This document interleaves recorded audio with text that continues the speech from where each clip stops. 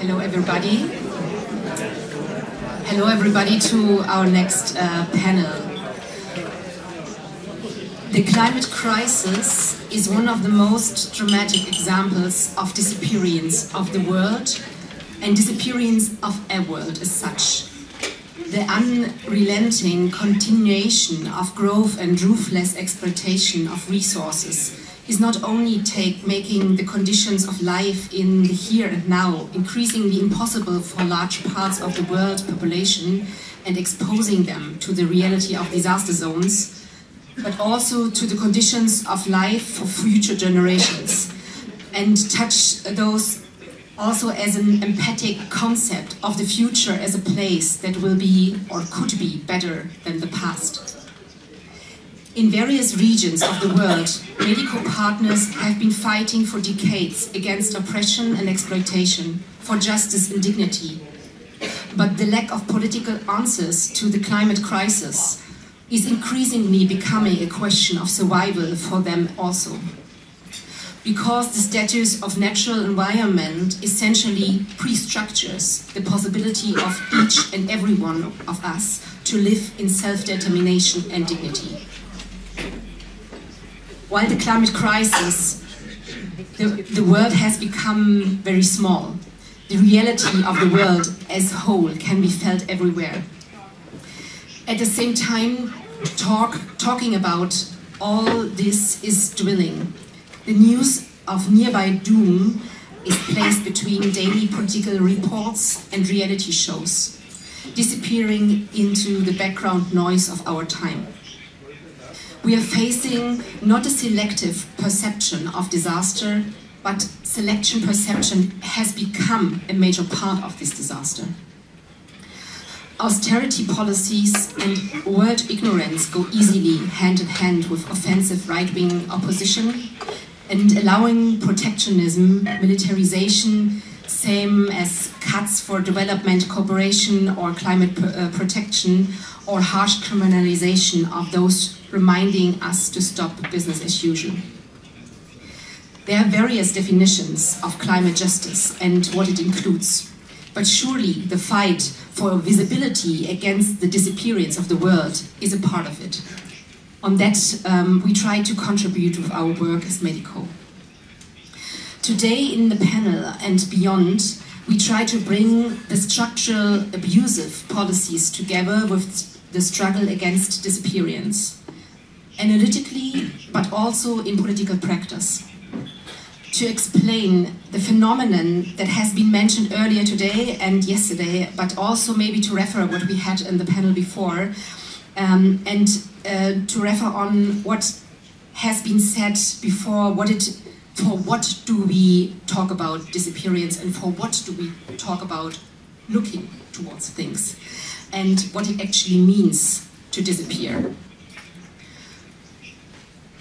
I have the great pleasure to introduce our dear panelists and speakers on this panel. First, Cara Daggett.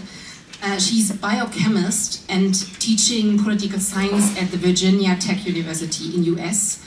But since, I think, almost 3 years, you're senior fellow in the Institute of Research for Sustainability in Potsdam, right? She works profound on feminist political ecology, same as historical development of energy economy, progress and imperialism in the development of the modern world. And furthermore, Abdalle Mumin, a long and close partner from medico from Somalia. He's a journalist and human rights defender and continued his work for decades now against various forms of state repression. You founded the Somalian Journalist Syndicate and working with medico support and training journalists in Somalia for reporting about climate crisis, reporting and working against disappearance. Your very much work on the topic of militarization and autoritarism and the reframing of migration and climate crisis as a security issue. My name is Karin Zennig and I'm working in medico public communication department on climate justice issues. happy to have you here. Both of you will hold an introduction speech for maximum 10 minutes. And afterwards we will start a mutual debate here on the stage and opening it, of course, to question and remarks from your side, of course, as well. You're able to raise your questions or remarks in English or German as to your wish. So, maybe we start with Cara, with you. You have theoretized the connection between authoritarianism, fossil energy system and gender relation, and masculinity in specific. You work on the underlying logic of the use of resources and energy and how it relates to specific ideas of the world as raw material. You bring all that together in the term of petromasculinity, which you already wrote down in this book, which is also available on the store outside. And also petromasculinity meant as a conclusion of social, cultural, economic and identity practices.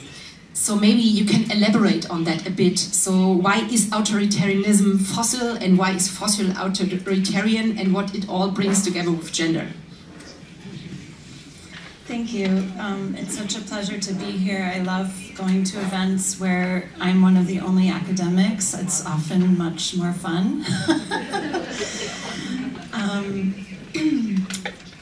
Yeah, so I first started writing about petromasculinity during the first Trump administration, and you can maybe tell by my accent that I am from the United States.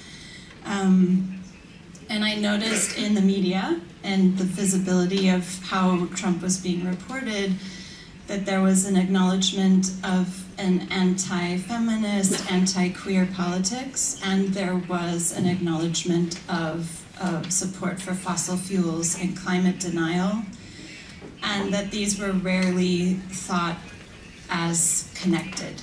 They were mostly like coincidentally appearing together, and that remains to be the case in how they're reported. They still appear right next to each other and yet are rarely interrogated as connected. So to think about them as connected, I hadn't thought before how this fits with the theme of disappearance and visibility, but I draw on a lot of ecofeminist thinkers, including someone named Nancy Fraser, who thinks with Marx's concept of, in English it's translated as hidden abodes. And I would be curious, the German term actually, but the original German term. So Marx made the point that when we think about the economy, and I would say this is true for energy, we usually think in the realm of exchange. Like, how much does energy cost? What's the supply? What's the demand? And most energy policy is right there in that realm of exchange. And Marx said there's a hidden abode, which is the realm of production. And here we find labor exploitation. And so sometimes, and I think especially in the just transition in labor unions, we get this expansion of focus to jobs, to wages, to labor justice. And decolonial thinkers and ecofeminists have said behind production, there are further hidden abodes. And you could, I mean, there are many, but I think one typology would say that there are three that you could name. One is something like care, reproductive work, which is not just given by humans, but is often feminized and racialized. One would be state or empire, so the way that our systems of power uphold and support extractivism, police, military, property law. This is often hidden as related to how things get produced and then how things get exchanged, especially with energy. And the third would be what you might call nature, or the more than human world, the plants and animals and germs and materials that we are all dependent on in our everyday life. And so when you think of these three further hidden abodes and the way that they are very hidden in terms of energy policy making, it helped me understand petromasculinity, because I was thinking about petromasculinity as a defense of these hidden abodes. So in the realm of care, hegemonic, traditional gender order, patriarchal gender order is very much a defense of a kind of extraction of care work and feminization of reproductive labor. And in terms of the state, this kind of authoritarianism, imperialism, militarization, these are all reinforcing that abode. And then the defense of not just fossil fuels, but this broader sense that energy should be this unlimited resource, or that we could fantasize about that, that even if we are Elon Musk and maybe like EVs or are okay with solar panels, we still have this vision of endless energy extraction. And this is the way that, by the way, something like petromasculinity, you can also think about some of these ways of thinking, how they transplant themselves onto so-called green projects, in terms of asking for these big green projects, how do they treat these hidden abodes? Are we thinking about transition in terms of these deeper hidden abodes? And that, to me, is the power of a decolonial and feminist perspective, is to say that energy transition cannot be just about the realm of exchange or production, which it almost entirely is in terms of mainstream energy thinking and policy making. It has to be addressing these other hidden abodes. It has to be thinking about system change. And what has been exciting is to see that these kinds of arguments have, I think there is great public interest in this kind of thinking. I'm not going to say there's any silver lining to the Trump administration, but in terms of this question of visibility, one thing it does is it really makes apparent patterns that are long-standing. In many ways, these are not new kinds of behaviors. When Trump says it's an energy domination policy, this is very much describing the American energy policy that's been happening for decades. There's almost a visibilization of it. And I think the appeal of this politics psychologically and emotionally, especially in places that are conditioned to desire what's called an imperial mode of living, a very energy-intensive mode of living as the vision, as the goal. The appeal is that we are visibilizing these hidden abodes, and instead of feeling bad about them or what is seen as the hypocrisy of liberalism, of liberal notions, we are saying this is part of the righteous world order that we are now inaugurating with this fascist politics.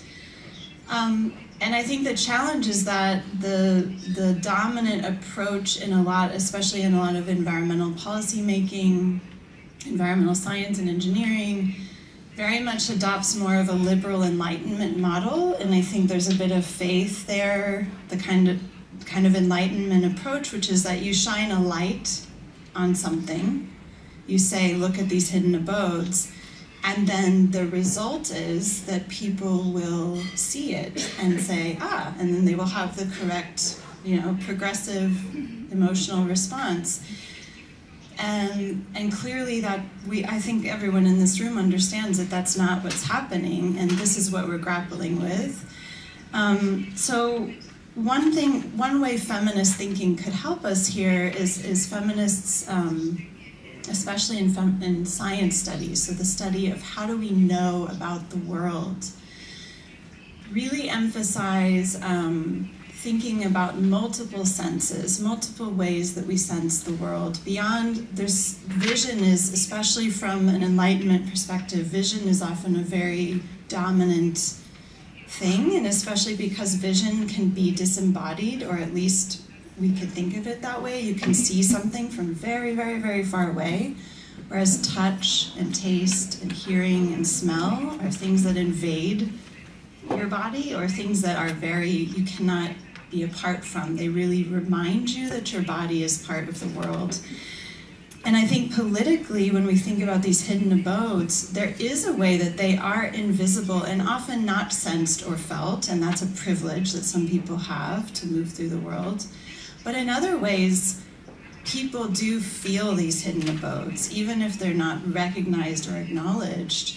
It's impossible to move through the world and not sense your interdependency with more than humans, and the way that you rely on a lot of care labor, like who is cleaning the toilets in this building, who is cooking for us, who is taking care of children and elders so that we can all be here. These are things that we all feel. And this is the power of fascist politics, is that fascist politics is really engaged in emotion and feeling. And I think it's the danger sometimes of a kind of rationalist politics of environmentalism, which is about like, let's rationally see and then respond. I don't have the answer, but that would be my question in terms of making visible, is how can we think with emotion and desire and multiple senses in terms of mobilization. Thank you.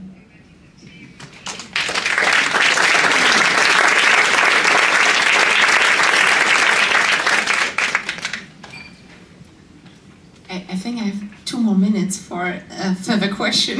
Maybe just an add-on. Maybe, I mean, what you describe as the, before we come to you, Abdalle, Cara, what you describe, the fundamental instrumental use or abuse of the world, this is not an actual new phenomenon. But now, as it is in crisis, we see the right-wing uprising and phenomena of avoiding and denying are intensifying. And some of the reasons what is happening there, you start already explaining, but maybe you can, go on that a little further on how and what is explained in that, and how does it relate to this term of petromasculinity, or the fantasy of petromasculinity? I think underlying it is the fantasy of independence, the fantasy of overcoming dependency. And if we take the structure with all of these hidden abodes and we acknowledge intradependency as a fact of life, the fact that we always are dependent on others, other people and other beings.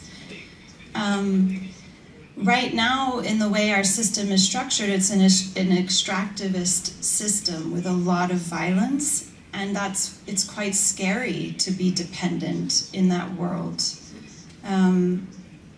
because there's no sense of mutual help. There's the only security that you can have is through violence to become independent and rise up and be able to transcend this. And this comes to your question about the instrumental use of the world. It's a desire to transcend dependency on ecological worlds, to be able to overcome through technology our exposure to the more than human world. And I think you especially see that in the Silicon Valley ideologies that are now aligning with the far right in the US. And these are not new either. You could trace them back. I have some colleagues who are have had to flee Russia, some academics, and they are telling me that the Silicon Valley desire to flee the world through technology, you could trace back to some 19th century Russian cosmist thinking. So in a way, it's not even a particularly or necessarily American way of thinking. And ultimately, it's about, again, transcending dependency, but also, I think, this is why a question that in the 20th century a lot of thinkers asked about fascism is, why is it suicidal? Like, it doesn't make sense in this death drive that Freud said. How do you understand the seeming death drive?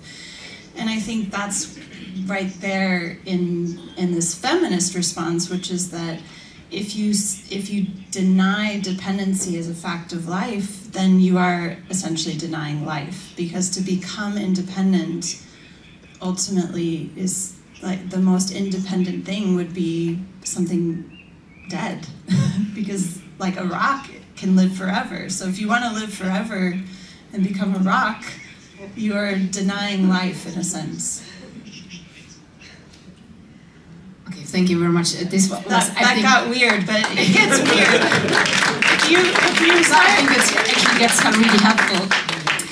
Abdalle, you're not directly coming from the subject of climate crisis or climate justice issues, but you have to face it.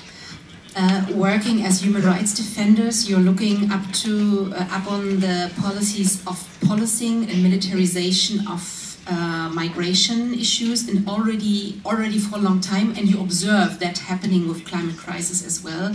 So maybe you could elaborate a little on these observations of reframing climate crisis as a security issue, and how it changed our perception of conflict. Thank you, Karin. Good afternoon. The photo here on my back is a brief explanation of what I will say in less than 10 minutes, like what Cara did. Yeah.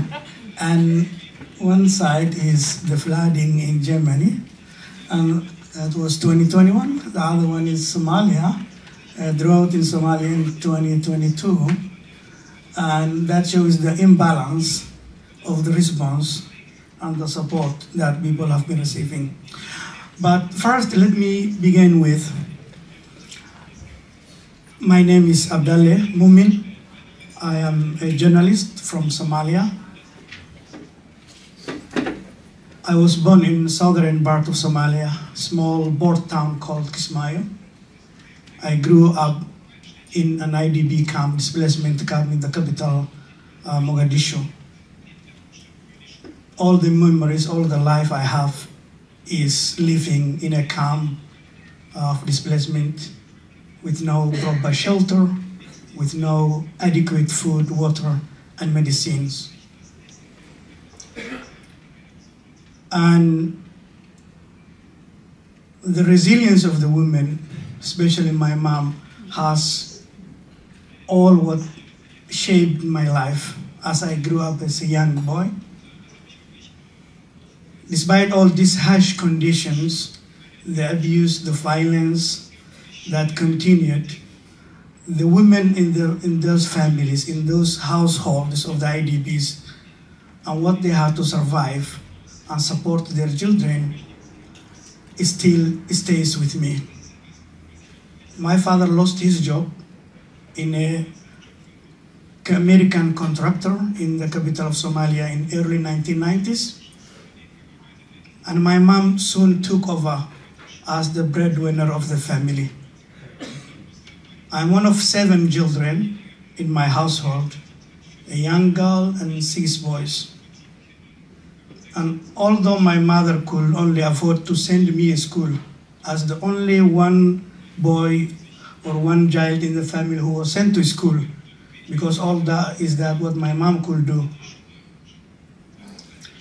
My talk here today is not to talk about or say something about the violence that my family has been subjected to, from starting the death of my younger brother who was shot dead as we walked back to the house, and the death of my mother in the same camp because of lack of adequate health care. And in your question, you said, I haven't lived with the climate crisis. But I want to just correctly say that because of the conflict combined with the climate crisis is what shaped all of my life as a journalist, as an ordinary citizen, as a human in the eastern part of Somalia.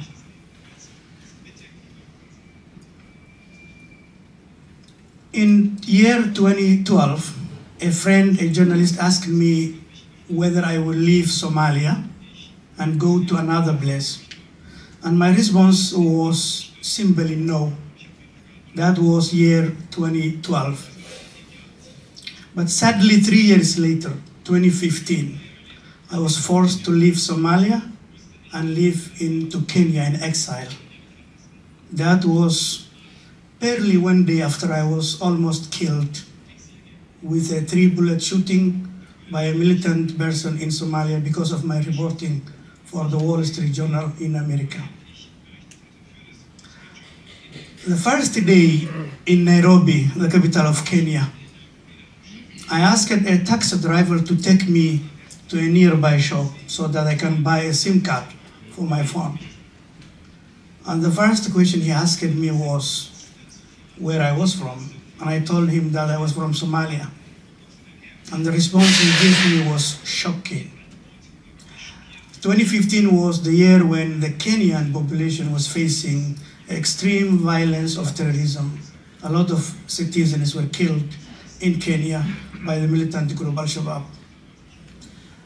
And the Kenyan taxi driver was like, are you one of those terrorizing us?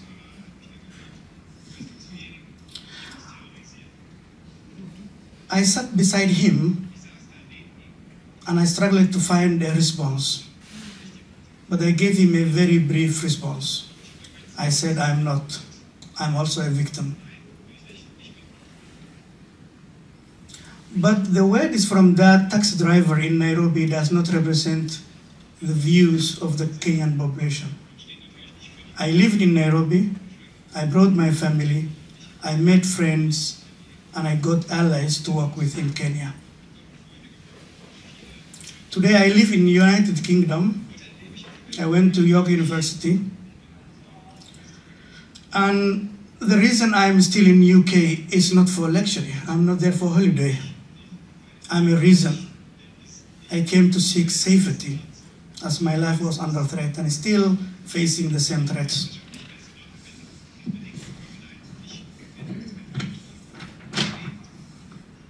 No worries. But the reason I came here and what I'm excited about this discussion is to just talk to the point and describe the kindness and the humanity and the ongoing discussion about the issue of climate change and the migration. I visited Jersey recently, which is part of the Channel Islands between UK and France. And one day I was invited to a lunch by an old woman who does a gardening. And the discussion soon turned to how the world used to be a good place before a human became selfish. Selfish by allowing and denying coexistence, living together and sharing spaces, sharing food.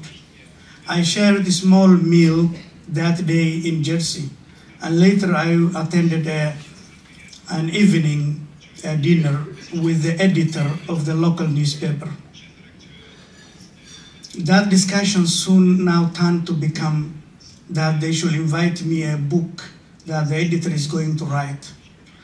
And the name of the book is How to Be a Good Human. What a fitting challenge for all of us. But yes, still today, in this symposium, the title World in its Appearance is still the reality and the fact that exists. But I believe the greatest task for all of us is to ask ourselves how we can be a better human to each other, to our communities, to those who are forced to flee, and to the disappearance of the world. In a time where rising seas erases the coastlines, where families are displaced by conflict and the climate, and where all walls are built faster than bridges, it is so easy to feel hopeless, but I am not one of those who are feeling the hopeless. Today here, I came and accepted this invitation to make a difference, and the difference is that we choose not to surrender. And I want to make the assurance, and I understand that today is May 9, the Europe Day, with the title of Unity and Peace. And why I say that, I want to draw some words from yesterday's presentation of Shalom, where she said, nobody is safe until everyone is safe.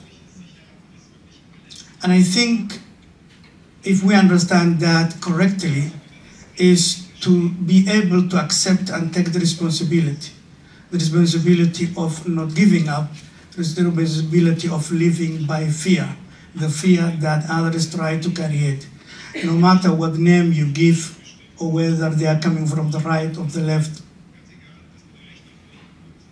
In our case as journalists in Somalia, the Somali Journalist Syndicate, we have partnered with Medico since 2021. We trained over 60 journalists to tell the story of the communities that have been affected by the climate crisis. Communities who are mostly children and women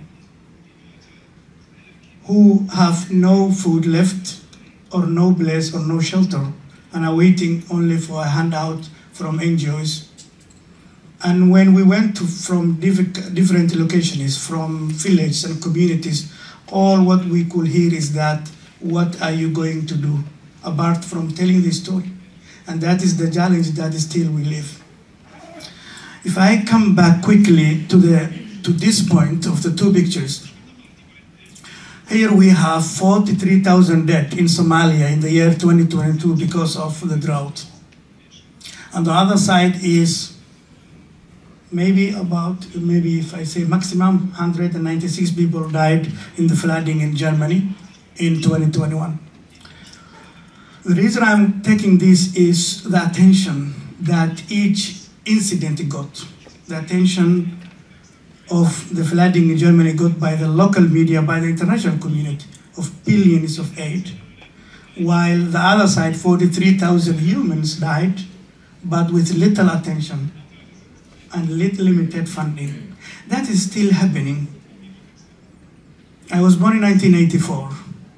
That is approximately nearly 2 decades after the principle of polluter base was declared. That declaration was still reassured in 1992 in the Rio Declaration, Rio de Janeiro, in the Brazilian capital.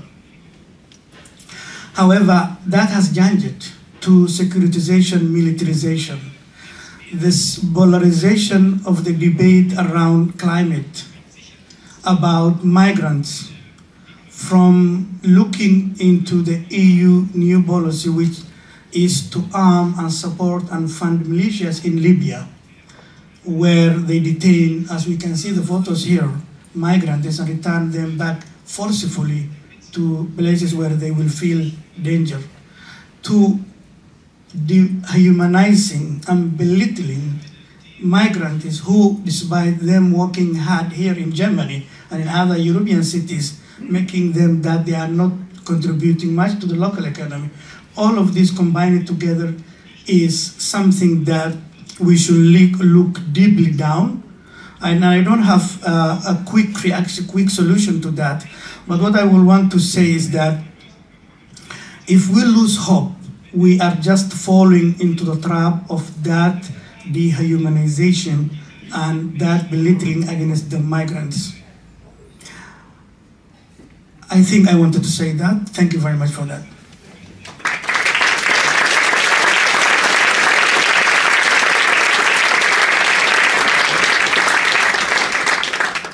Yeah, thank you very much, Abdalle, on your words. Maybe also one continuing question to you. In the days before we met and we discussed together, you told me in Somalia nobody is speaking about climate crisis. Even though the dimension of climate crisis effects couldn't be more drastic, as you described right now. And you also said, what does it make for a difference to tell the stories and to tell our stories if nobody is listening? So maybe you could say something more on what is disappearing and what does disappearance means actually and how it is happening. Would you like to say some more words to that? Yes. Yeah, and I was actually referring back to the ordinary voice, the feeling of the communities. I usually do speak for the communities, and I like to just draw directly from what the people said from our engagement and talks. We work with the journalists who not only tell the story, but themselves they are the victims, because you have a journalist whose family was displaced or lost their house or lost crops and farmland because of the flooding in somewhere in Somalia. So when you are working with these communities, and the ordinary question that comes over and over is, how can we have a hope when nobody's listening, nobody's talking about the issue of the climate crisis, while the American government, which in 1980s put climate crisis into its national security threat assessment, just recently announced that climate crisis is no longer a security threat. Such kind of narrative that's coming from the world superpowers is what is filling back communities in everywhere in Africa, not only in Somalia, but in Sudan, in Kenya, northern Kenya, Ethiopia, Chad. These people are having the feeling that the world is no longer the world. People are no longer human. They are not going to listen. And how do we tell this story if nobody's going to take this thing? And it seems in the mainstream as well that majority of the things that the media likes to talk about is that migrant is taking over jobs, or migrant is coming and invading in the streets of the Western society. That takes more on the headlines rather than the story of a young Somali athlete who was contesting in London Marathon in the year 2012 and went to Ethiopia because of the threats she was facing, and then she migrated to Europe through the Libyan desert, and she drowned and died in the Mediterranean Sea. That story, yes, got quite some attention by few, the BBC and the Guardian, but it didn't get much attention to similarly how other international media were covering other issues, other topics. So the disappearance of the topic of the migration, the climate change topic from the mainstream media, from the government policies, and the aid cut announced by Donald Trump in terms of these things make people feel hopeless. And I think that is what I mean to express when I was discussing this point, yeah. Yes, thank you very much. I think it really connects also these non-caring policies, or explicitly non-caring politics, or denying of depending on care relationships and not to be cared for. So I think it's like the mirroring of these two perspectives maybe. But what I was wondering is, or what I was thinking of is that due to non-recognition, it is not only a disappearance of the situation of what we call the world as such or something, it is also the disappearance of the talk about responsibility and accountability for what is happening. Because it's not by chance, it's not coincidentally, it happens for reasons. But it seems at the same time being a kind of contradiction, because Cara, you had been referring on pushing on talking about climate crisis, talking about the endlessness of the world is triggering guilt and shame phenomenons which push right-wing narratives. At the meantime, not pushing it causes this kind of disappearance. So how do we come out of this trap? Well, I certainly would not say that we don't emphasize narratives of responsibility, exactly what you say.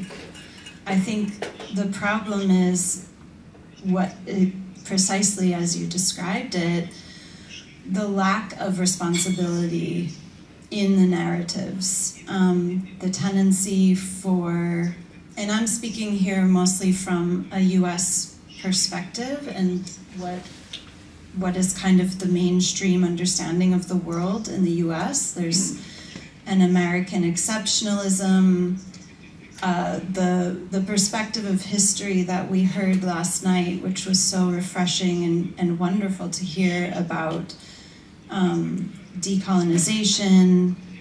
This is absent from most people's understanding of 20th century history. I once taught a book about the CIA's involvement in coups during the Cold War in the Middle East, overthrowing democratic regimes and assassinating people. And one of my students said, "This book is anti-American." And I said, well, it's history, so I mean, so I think when people then are presented with, say, a media story about suffering in the world, they're not often presented with the very complicated and deep story that explains the complicity and therefore the responsibility.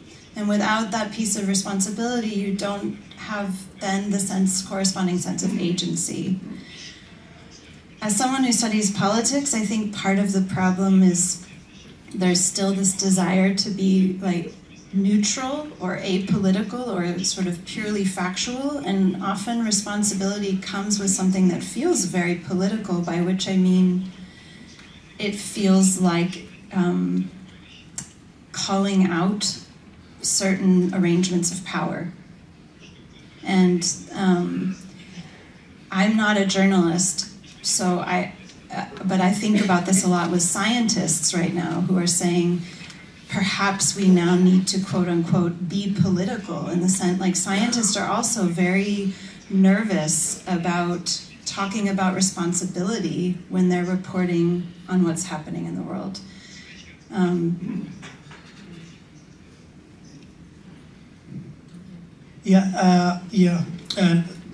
the implication of evading the responsibility, running away from this responsibility, is very much an issue that is also causing lack of hope.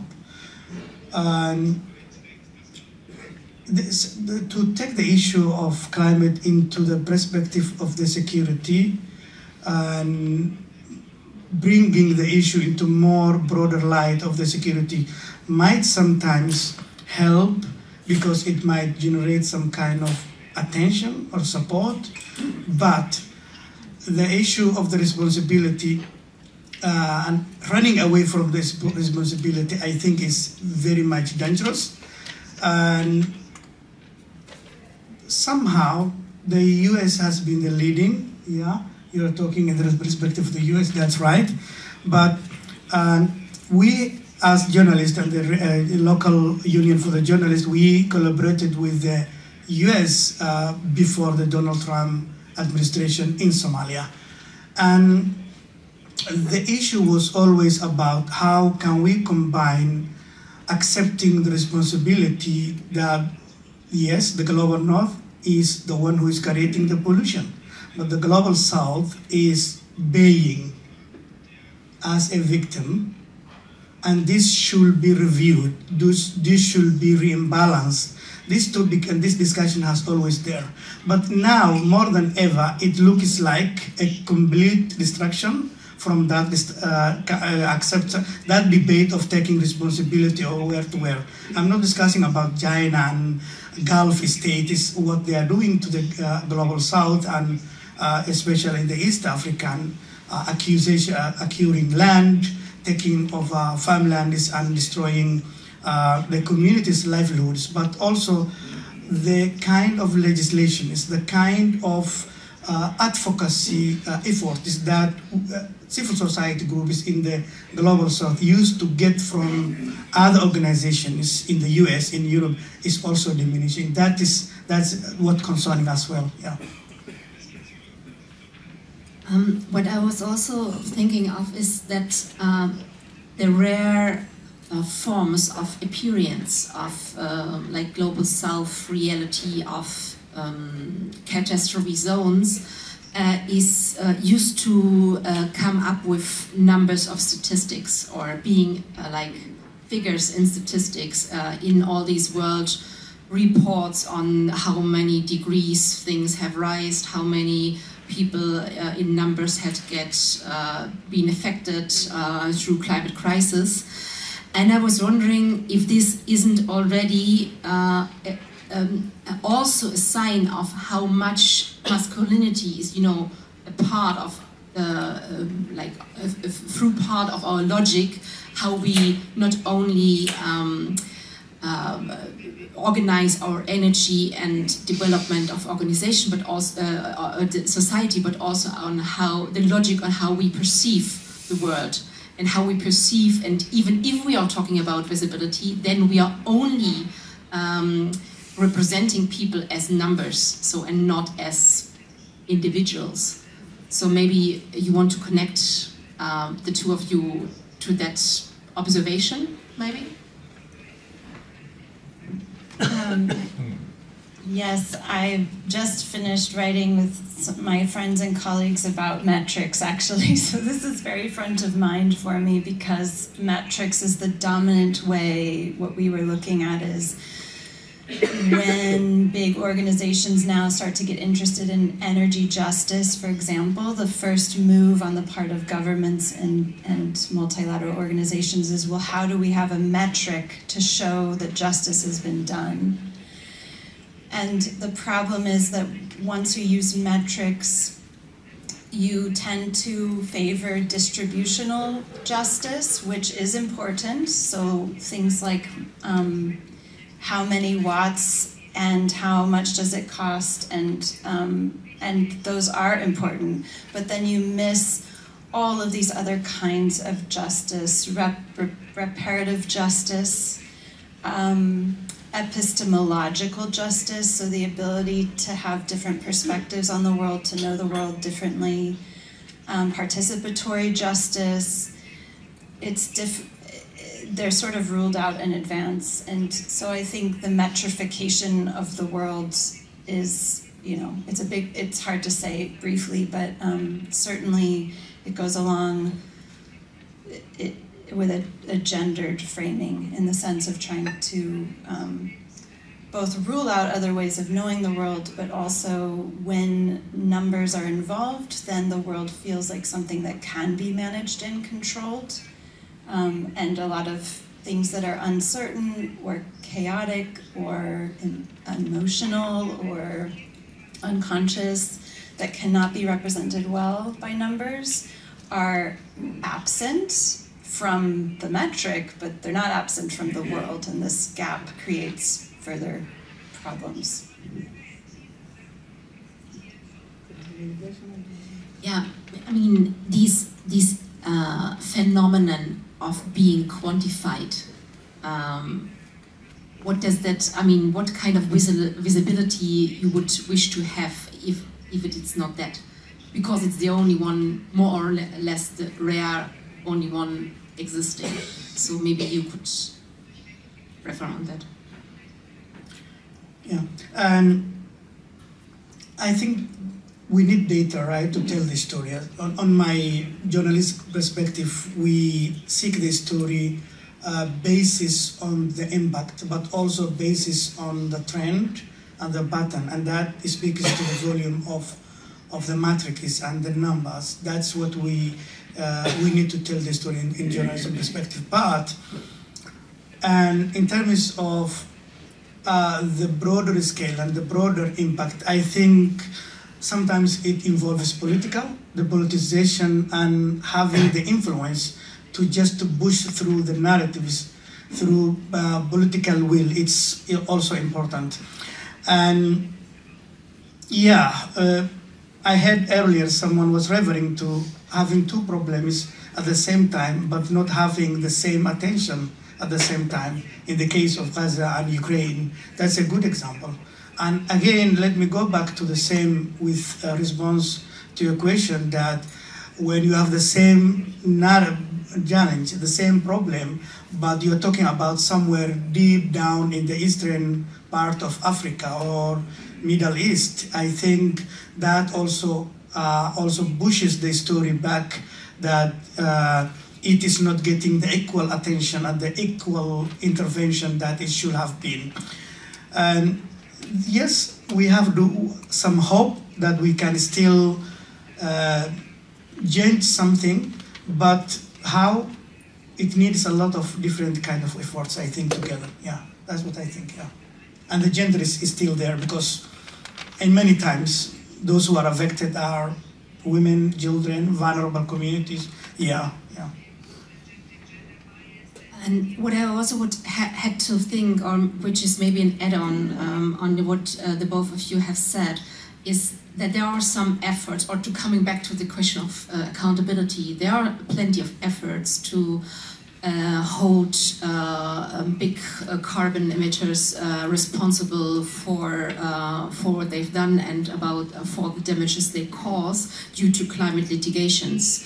But to unify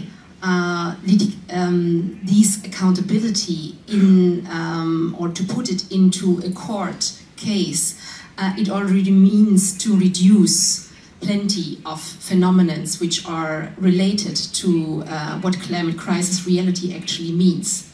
So it is only about specific forms of damages and not about what the damages on the mid or long-term perspective is causing, what is missing, what is left out. Yeah.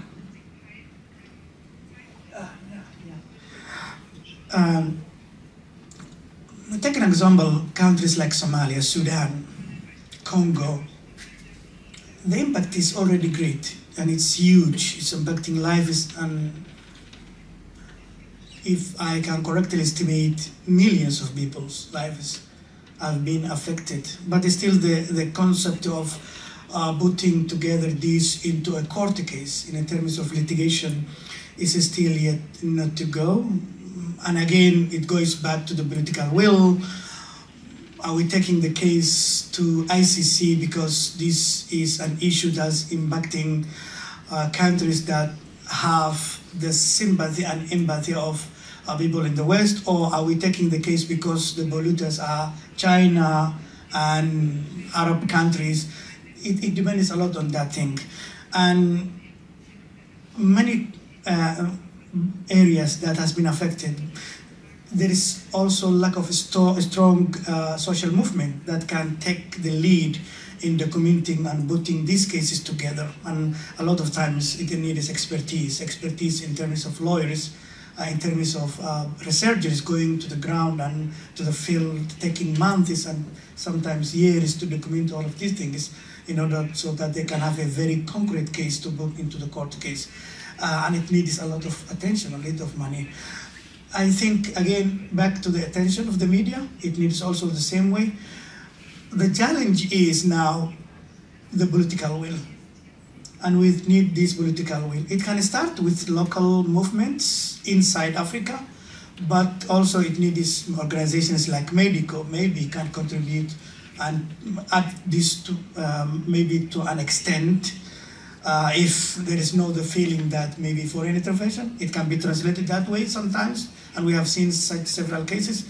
We try to take cases of human rights violations, including journalists who have been imprisoned to, for example, the UN panel, and we succeeded in several cases, but there was a risk always that the blame and the accusation of foreign intervention into the cases that are happening locally rather than taking them to the local courts, taking them to the external courts. That's also a risk, but as I said, the problem is not that it cannot be done. The problem is the will, the political will, and also this local drive that can make things move forward. Yeah. Yeah, in fact, we are actually working on something, or to contribute to do this kind of a process due to a climate litigation of one of our partner organizations to put that into a German court. But we will let you know as soon as we are ready to do that, because it's quite a long-term process of preparing. What I would like to come back to, excuse me, this last question before we open to the audience and to your remarks and questions. What I would like to come back to is the picture and the image we had yesterday. I think Charlotte had spoken about these small boats in the ocean of autoritarianism, and in medico we used to speak about the islands of solidarity. And what I found remarkable is, Cara, that you refer in your book on the world driving through the perspective of an armed lifeboat. And of course, I mean, the difference is not only that the one boat is armed and the other is like protected or armed with solidarity, but I find it remarkable that we used to refer on the same, in a sense, on the same image, which is already a very defensive position of what do we expect still to be changed. And I mean, you had mentioned the lack of political will, but this, of course, is upon us also. So maybe we could, shift or give this debate also a shift towards what can be done, not only on the question of attention and disappearance or appearance, but also on addressing political will, or addressing the question of force constellations, not to be only sticked on this small boat or island of solidarity, but maybe opening it a little with a further perspective. Do you have any ideas or contributions to that, maybe? Right, the armed lifeboat was this image that I quoted, which was the militarization of climate narratives that we see now, with this idea that, okay, if the world is this scary place, then the answer is that we sort of raise the gates up higher and we arm them and we protect our, white families, real Americans, whatever that means. I think we know. Again, we live in a system where this is what feels like the option of security if the status quo continues, is that in order to accumulate and extract and keep going that way, you need more and more militarization, higher walls, more exclusion, and then you need these kind of coping strategies of, well, here's the reason why we don't have to feel empathy, or here's the reason why we're not responsible.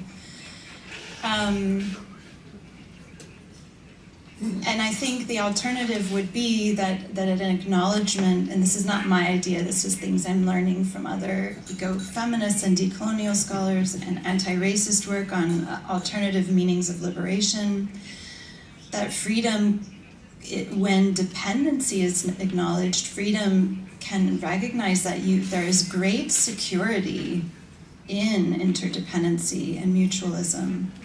And in moments with a lot of fear, actually most human life up until the rise of centralized states and empires really lived this way, with a lot of interdependency and a lot of mutualism as a mode of security, if we have these stronger senses. And I think the new challenge for us is that we are in a global world, because the system we're in has connected people, has made us responsible for things happening everywhere because of the mode of life that we have here that relies on extracting from elsewhere. And so the danger right now, I think, is that sometimes in environmental communities, this idea of mutual security can go into a kind of hyper-localism, where the idea is like, we'll be self-sufficient and then we won't really be responsible or have to think internationally. And I don't think, I mean, I don't know the future, maybe in some far-flung future this will be, but right now that the world is very interconnected, and so how do we think of building strong, yes, local communities of mutual aid and solidarity, but also that take responsibility for transnational kinds of solidarity, which is the work that you're doing. And instead of mobilizing this around emotions primarily of shame or guilt, which, I mean, that is important. It's important to be able to deal with that morally, but also emotions of mutualism, and like, this is a form of security. This is a form of living better in a world that can be chaotic. That's my little stab at a hard question. Yeah. So I have another question to the same question. Where does it stop? The question is, you said who is real American, and then real European, and then it goes down real German, and then goes down from nationalist perspective to family and household, and it goes on and on and on. And that is the fear that goes down until we separate from our families. But I have an idea. I have got a song from a Somali woman singer who recently died at the age of 74. And 40 years ago, I am not sure what she was feeling. She was able to combine together the issue of food, security, love, and humanity. And I tried to translate it into English, and this is what she said. A man who planted sorghum in a pit will reap it when the rains fall. He will not miss it. It is only right to be appreciated each other. So that's what she said 40 years ago. And I will conclude that we need to appreciate each other. And that's, I think, the answer to this sense of feeling secure and when we feel secure. Yeah. Thank you very much for the two of you. I'd like to invite all of you to contribute or to make any remarks or raise questions or whatever you would like to add. So I already see two, maybe here.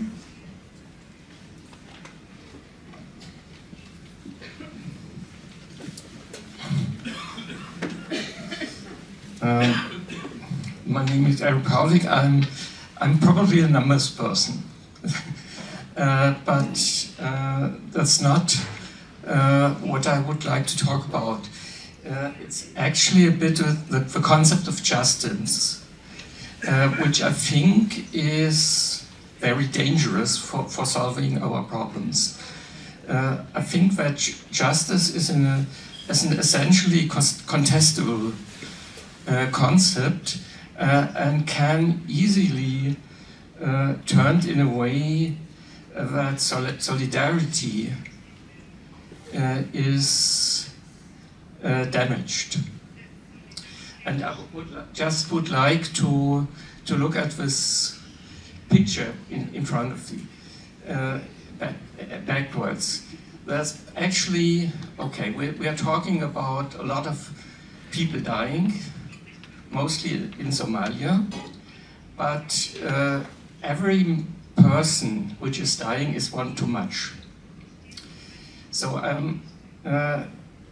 it's actually not a question of justice, but it's actually the problem that okay, people died and shouldn't have died, and that is the problem that we are going to look at. how can we prevent, and this is a question of solidarity and empathy, how can we prevent that anybody on the world is the victim of climate change or other things? I think we're going to collect some questions. There were one raised up. Maybe, yeah. Thank you. Silke Koppermann. Ich muss das auf Deutsch sagen, weil ich sonst noch mehr Angst habe, falsch verstanden zu werden. Ich möchte was Streitbares sagen. Wir haben gestern darüber gesprochen, dass es ja ein Problem ist, dass irgendwie die Menschen im globalen Süden oder wie auch immer dann nur als Opfer dargestellt werden. Und mir war es ein bisschen zu allgemein, irgendwie es fehlt an dem politischen Willen. Also wem fehlt es eigentlich am politischen Willen? Da gibt es bei uns Leute, die mehr zu sagen haben als andere.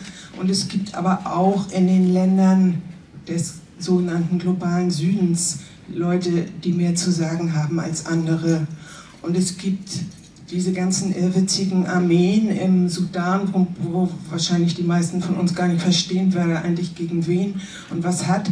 Das kam irgendwie gar nicht vor. Und es irritiert mich auch ein bisschen, auch als Feministin. Ich finde, es ist wahr, die Frauen sind die resilient sind und dann irgendwie immer ihre Familien und die ganze Welt retten sollen. Aber da fragt man sich ja auch, was tun eigentlich die Männer den ganzen Tag? Gibt es die eigentlich?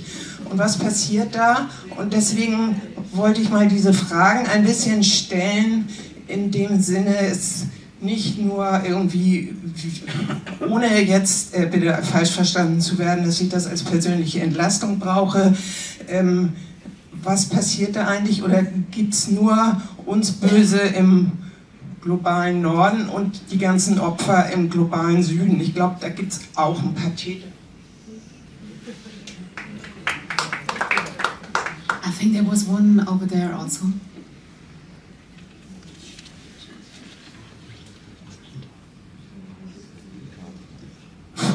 Yeah, I would like to speak in favor of what Cara criticizes as the desire to transcend dependency. Because I think, and we have heard a lot of miseries the whole day.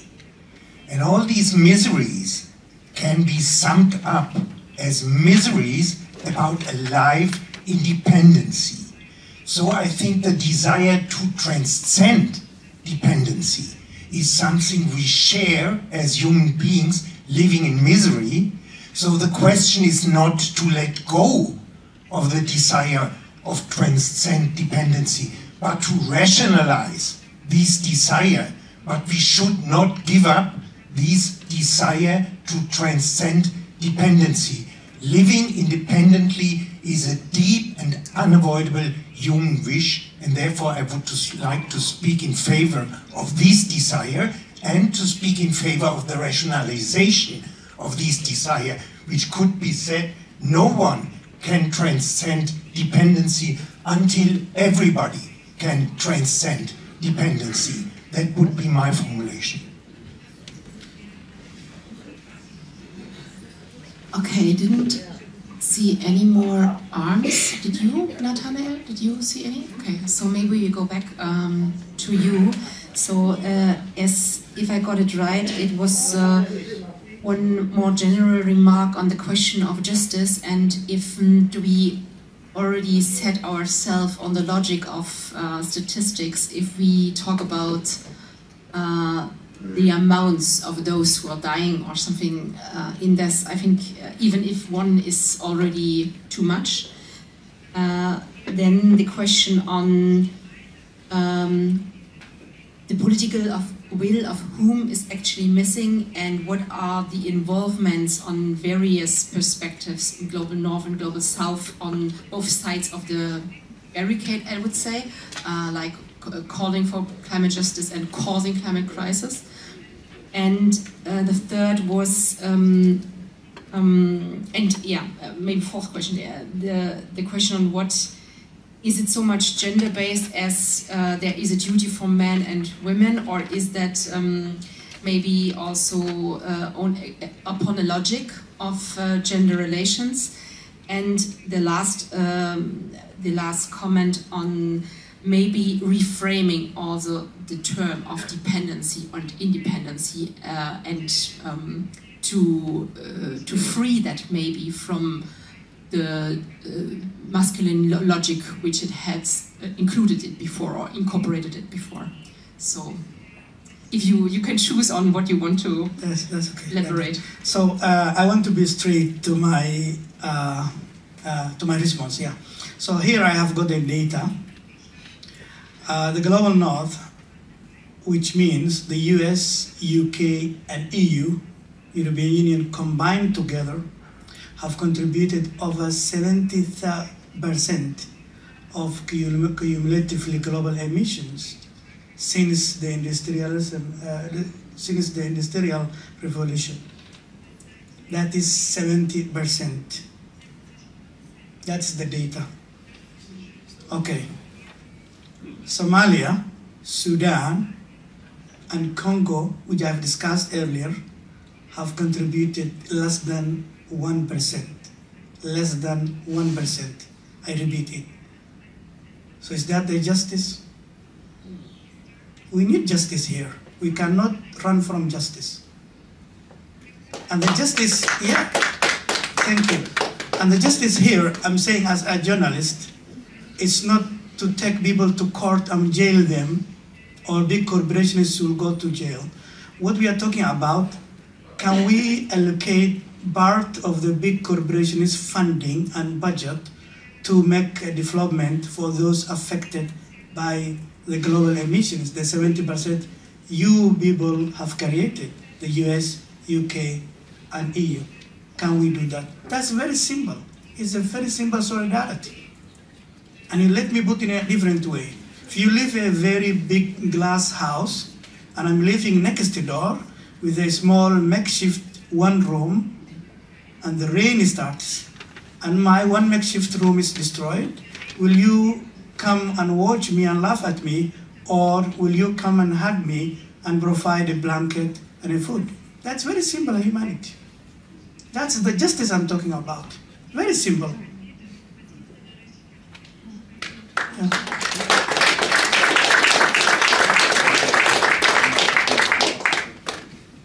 Yes, and I think in the U.S. what is also interesting is, and you can talk about, there is a South within the North too, and maybe this is where the questioner was going, and especially the talk last night about the problems of racism, settler colonialism in the US. So certainly the global North is not monolithic. Not everyone living in the United States has the same experience of being a master or colonizer. And that's important, I think. Perhaps the problem, and also this gets to what's the role of women and men, is binary thinking in general. Binary gender, binary South-North, binary dependency, independency, the tendency to want the world to be reduced and then to have a hierarchy of which is more valued and which is less valued. This kind of simple thinking is kind of omnipresent. And when you try to think outside of it, you quickly go in circles. But that is what, for example, gender movements are trying to do, to say, what would life be like without a gender binary? What other possibilities are there for being and expressing our bodies, ourselves, our desires?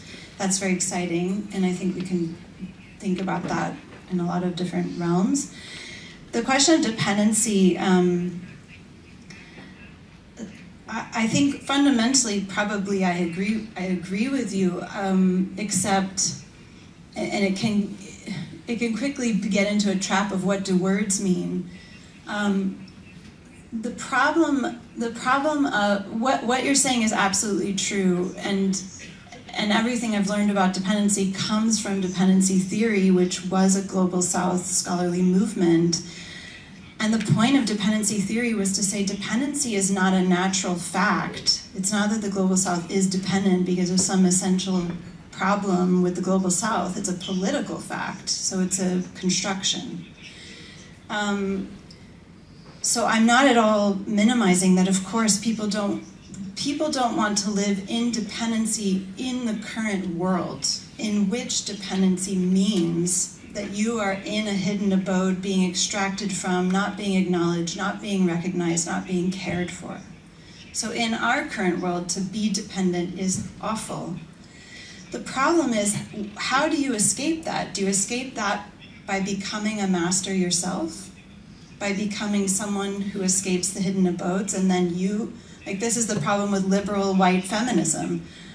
Okay, I don't want to be at home cleaning toilets and not recognized, so I'm going to go to work and be, you know, executive and hire women of color to do all that work for me. This is the problem of when escaping dependency can then become part of the status quo. And I think you certainly agree with me that that's not what we're looking for. So when I say embracing dependency, what I mean is, can we build a world in which dependency is not frightening? Can we build a world in which we say we are dependent on each other? And how can that not be terrifying? And I think it's by acknowledging that I think it's by leaving extractivism, first of all, and try. So yeah, that's why I want to just question independence. Maybe the notion of autonomy is helpful here. Yeah, thank you though.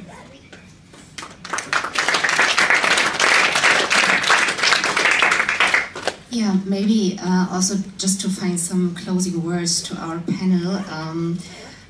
I think we have to acknowledge people get victimized in the climate crisis through repetition of what we say, maybe this imperialist fossil fuel energy system style of life. But those who get victimized are not all in Global South.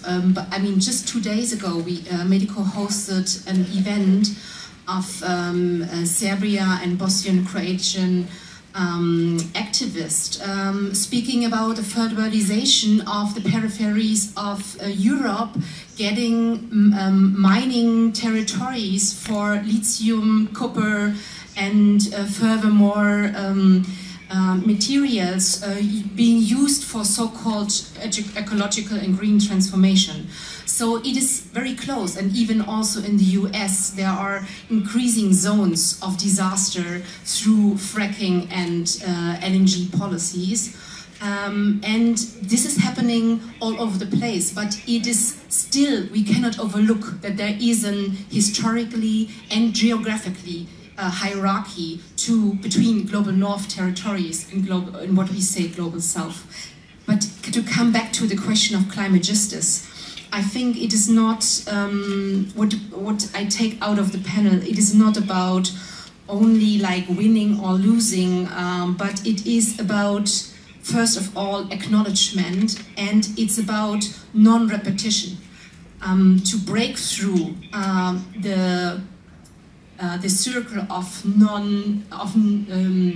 disappearance, and to break through the circle of just repeat things as usual. So we have to maybe think of how we can make a difference in that. And in medico we say the starting point for that is seeing ourselves as witnesses of the situation, and this maybe also relates to what Andrea said earlier. We have to look that we can see. So thank you very much for your attention, and thank you so much for having you here and giving us the time and giving all this contribution to our debate. Thank you so much.